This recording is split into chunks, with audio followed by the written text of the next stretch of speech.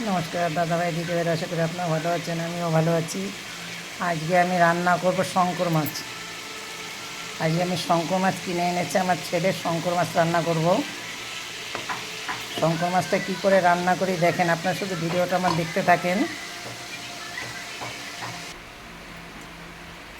আমি মাছটাকে ভেজে নিয়েছি, এখন আমার কড়াইটা তেতে গেছে, আমি এখন তেল দিয়ে দেবো।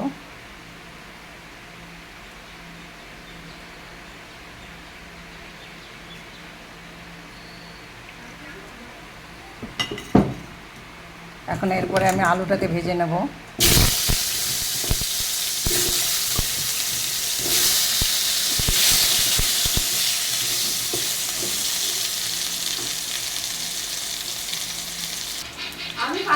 লাল করে আলুটা ভাজা হয়ে গেছে, আমি এখন নামিয়ে নেব।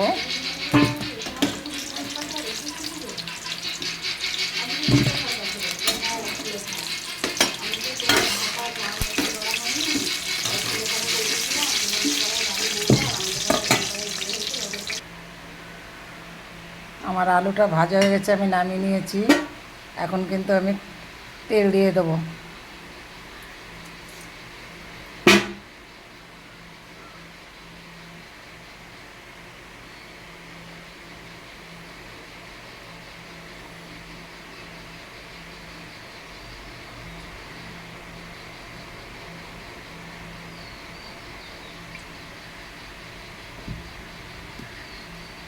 তেলটা কিন্তু আমার গরম হয়ে গেছে। এখন আমি এরপরে দিয়ে দেবো ফোড়নে ছোট ছোট দুটো তেজপাতা, একটু দারচিনি, একটু জিরা, আর দুটো দিয়েছি এলাচ। তার মুখটা ফাটিয়ে দিয়েছি, সম্পূর্ণ মুখটা আমি ফাটিয়ে দিয়েছি এখানে।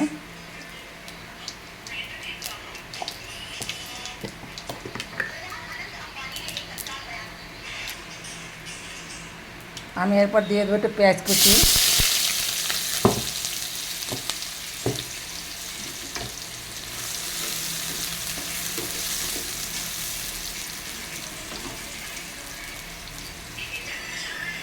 আমার পেঁয়াজটা লাল করে ভাজা হয়ে গেছে, আমি এখন এর ভিতরে দিয়ে দেবো টমেটো কুচি।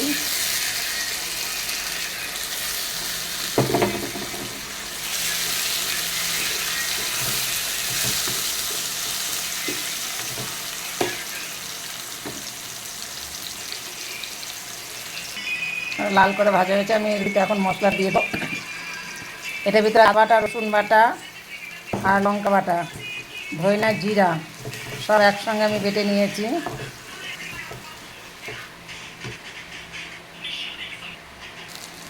এখন এর ভিতরে দিয়ে দেবো আমি একটু কাশ্মীরি লঙ্কার গুঁড়ো, 4 চামচির হাফ চামচির মতন দিয়েছি। এর ভিতরে দিয়ে দেবো আমি লবণ। তার ভিতরে আমি দিয়ে দেবো এর ভিতরে এখন হলুদ।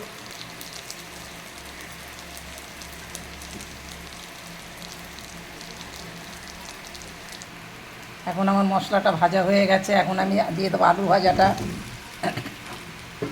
যে আলুটা আমি ভেজে রেখেছিলাম সেই আলুটা। এখন আমার এটা কষানো হয়ে গেছে, আমি এখন দিয়ে দেবো কিছুটা গরম জল।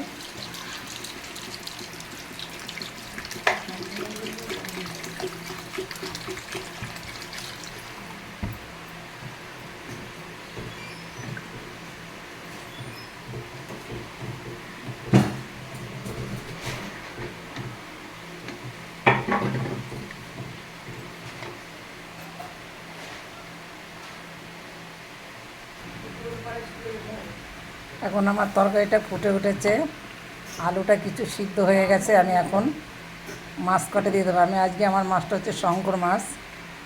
এই শঙ্কর মাছটা আমি এখন দিয়ে দেবো, আমি ভেজে রেখেছিলাম। দিয়ে আমি 10 থেকে 12 মিনিট একটু ফুটিয়ে নেব। এখন আমি ঢেকে দেবো এটাকে।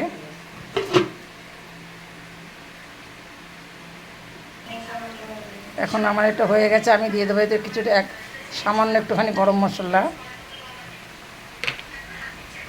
ওর সাথে আমি একটু সামান্য একটু ঘি দিয়ে দেবো।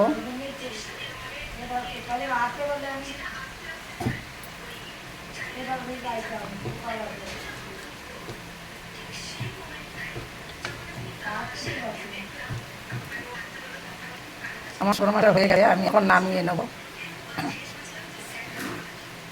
তরকারিটা হয়ে গেছে, আবার আমার শঙ্কর মাছটা হয়ে গেছে, আমি নামিয়ে নিয়েছি।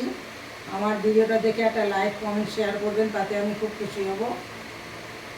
আমার অনেকক্ষণ আগেই রান্নাটা হয়ে গেছে, আপনার লাইক কমেন্ট শেয়ার করে দেবেন, তাতে আমি খুব খুশি হব।